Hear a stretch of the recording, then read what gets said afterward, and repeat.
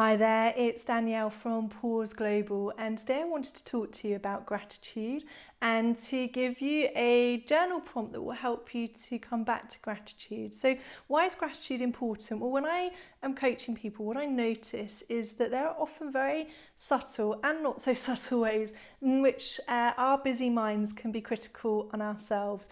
What happens is when there's a lot of noise in the mind, we're not really aware of this background criticism and judgment that can just be happening, in quite a quiet way and sometimes in a loud way in the background of our mind.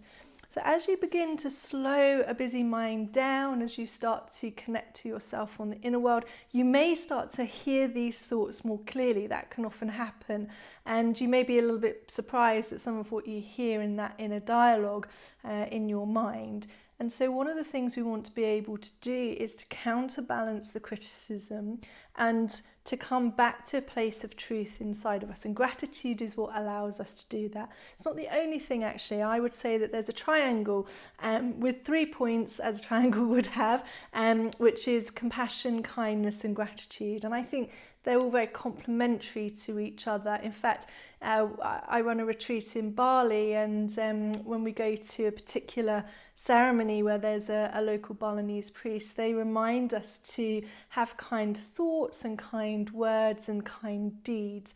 And I really appreciate that philosophy because if we're attempting to be kind to other people and going about our day being kind to others, but we're not having kind thoughts to ourselves, then things are a little bit out of balance. If we're attempting to do good deeds and kind deeds in the world and we're not being kind to ourselves in our thoughts, then things are out of balance. So gratitude, kindness, compassion are all roots to being able to find a place of alignment and truth inside of ourselves.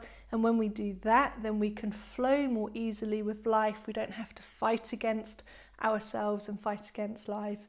So today what I'm going to encourage you to do is to spend a few minutes journaling, to set up a quiet space for yourself if that's possible, and to spend some time just writing down some thoughts about what you're grateful for. If you prefer to do this as a different sort of reflection exercise when you're walking and you're thinking about this to yourself, that's absolutely fine.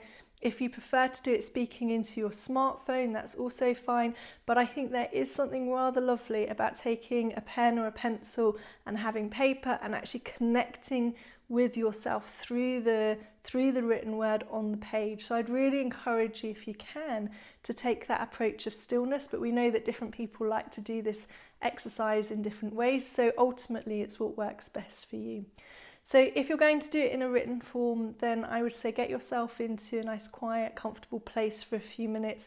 If you've got people at home, which many of us have at the minute, we're all, fighting for space a little. So let the people at home know that you're just going to have 5 or 10 minutes to yourself. And then to take a clean page in your journal, in your notebook.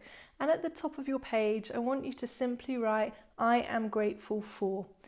And then we're going to do what we call a stream of consciousness writing. So this is different to what you might have heard where people make suggestions to do 3 prompts of things that you're grateful for. Here we're going to do a stream of consciousness writing where you just keep writing. So I am grateful for, and then you let the pen go across the page and just keep going and just let everything come out. What are you grateful for?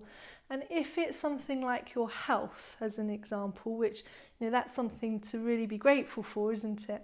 Then I want you to get granular with it. Really get into the detail. I'm grateful for breathing. I'm grateful for my heart beating.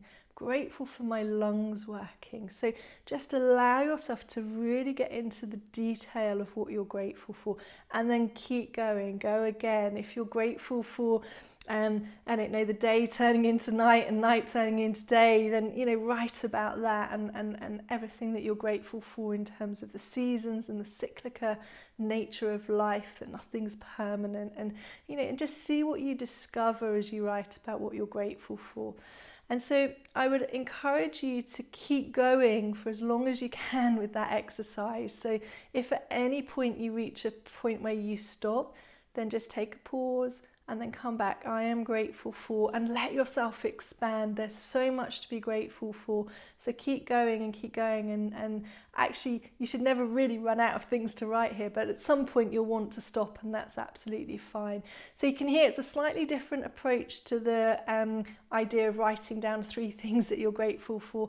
I want this to be a stream of consciousness writing where you really just let your inner world tumble out onto the page. And that's why I was saying at the beginning, it's preferable from my point of view that you do this as a written exercise, but you might have other ways that you want to do it. But I think doing it in the written form really allows you to begin to express things that you perhaps haven't connected to before. So good luck with that, enjoy, and I really hope you find that place of gratitude within. All the best, take care.